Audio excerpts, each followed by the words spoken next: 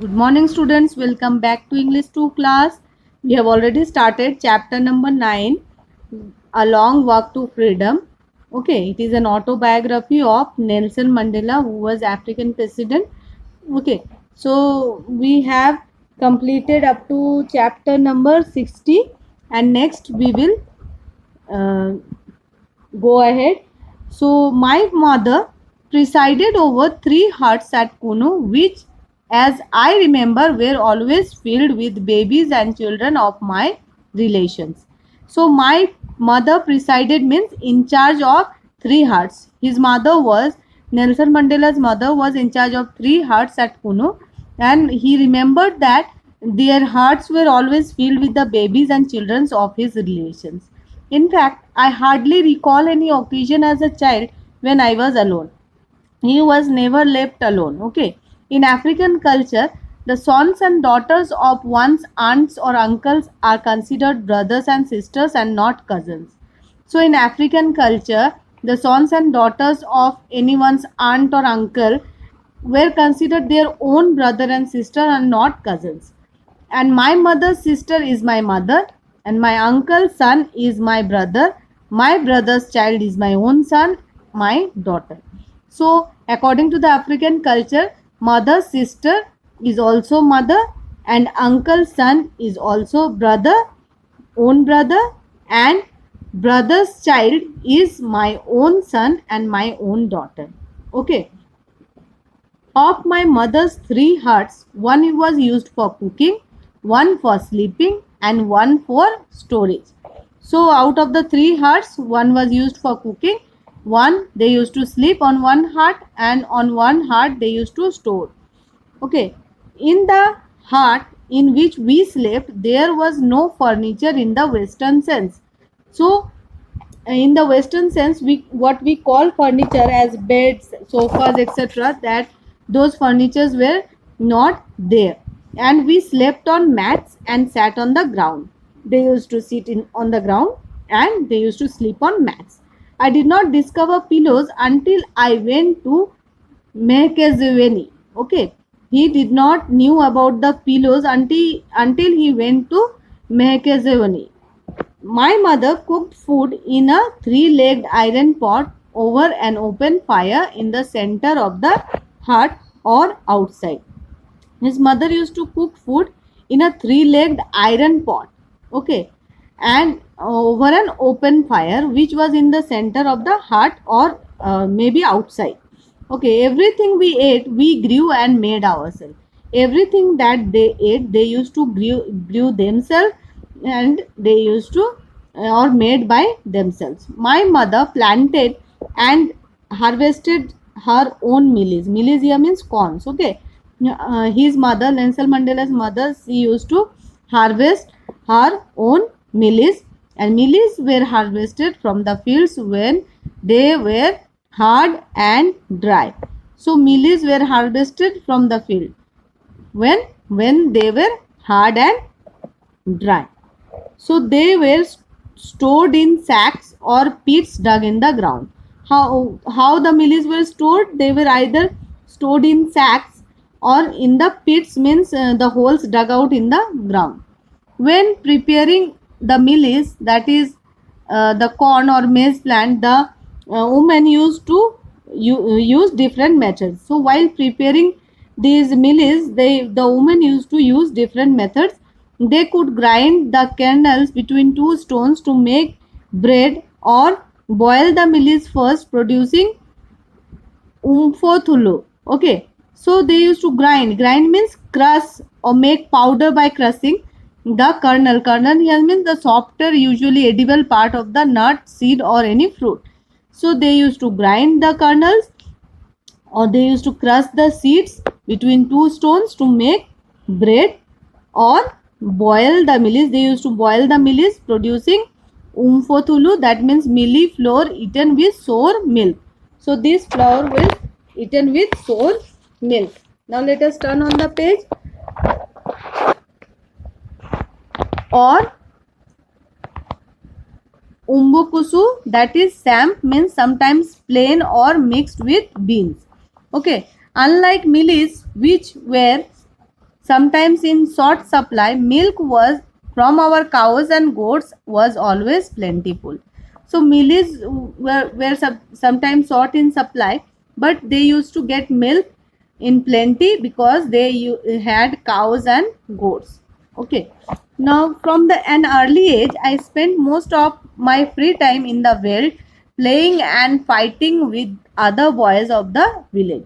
So right from the early age, he used to spend his free time in the veld. Veld here means what? A flat grassy area.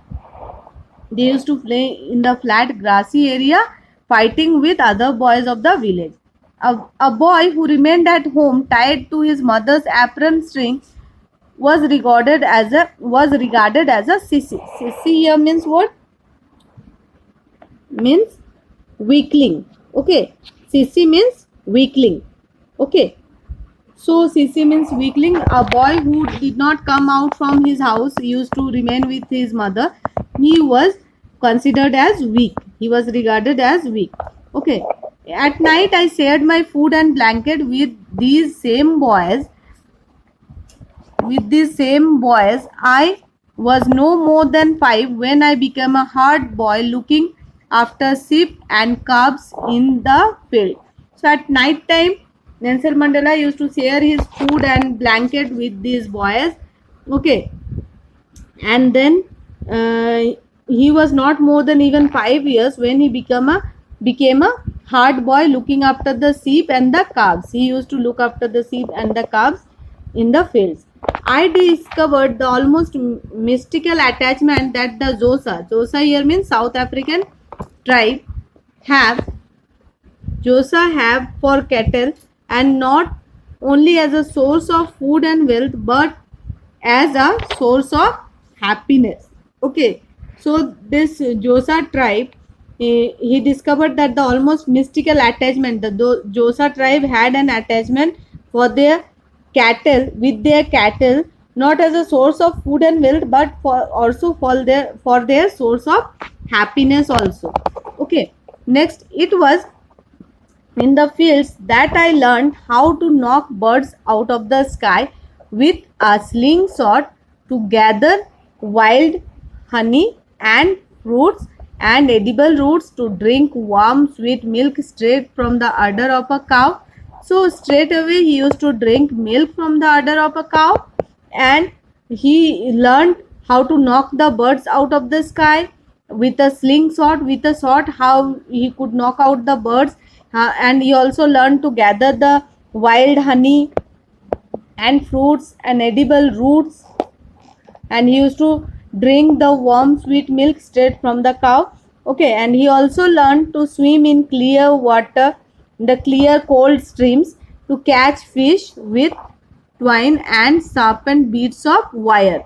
So he also learned to catch fish, and he also learned to swim in the clear cold streams. Okay, and I learned to stick fight, essential knowledge of any rural African boy. He also learned to the stick fight, which is very essential to know for any rural boy of for any African rural boy. Okay, and became adept at various techniques, praying, parrying blows, feinting in one direction and striking in another, breaking away from an opponent with a quick footwork. So parrying blows means what? Parrying here means avoiding, and feinting means making a distracting move. So these all techniques he had learned in the stick fight. Okay, and how to break away from an opponent with a quick footwork. And from these days I date my love of world, of open spaces, the simple beauties of nature, the clean line of the horizon.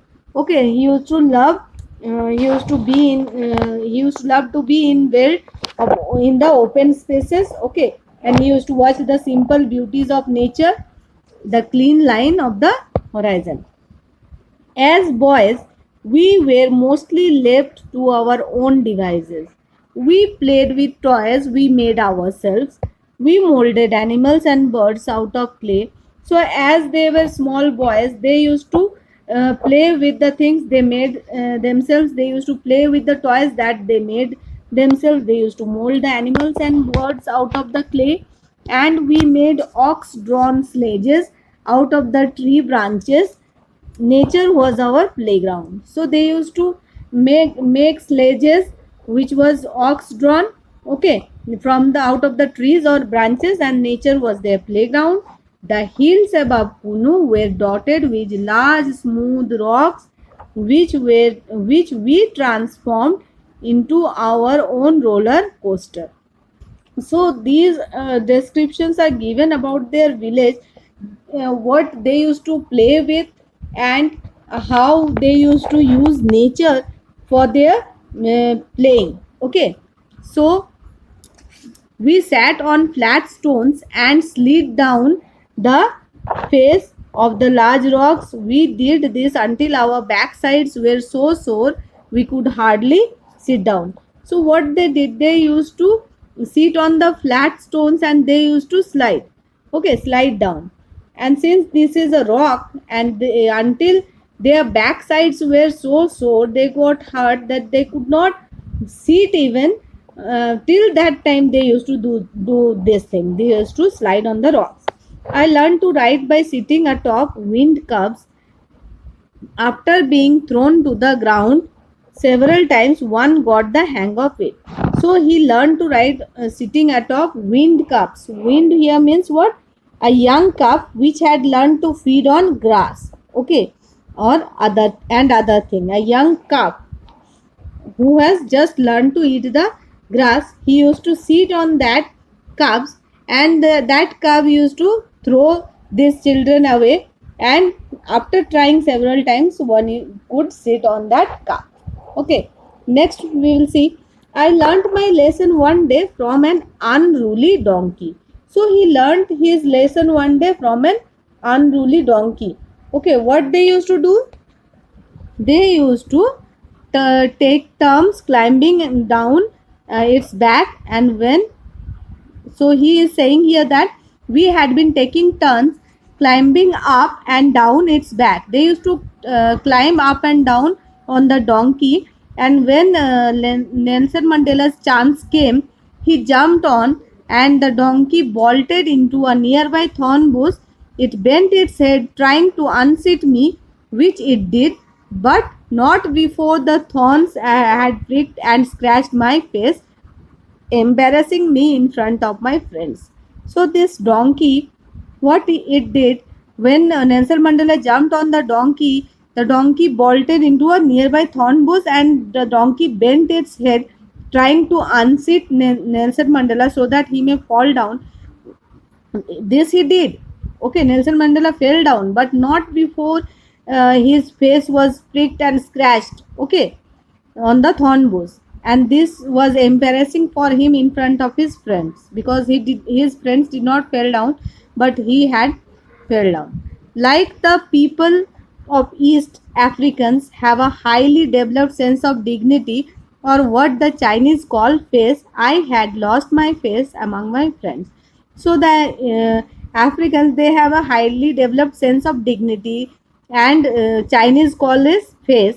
So Nelson Mandela thought that he had lost his face among his friends because he had fell down from the donkey. Even though it was a donkey that had unseated me, I learned that to humiliate another person is to make him suffer an unnecessarily cruel fate.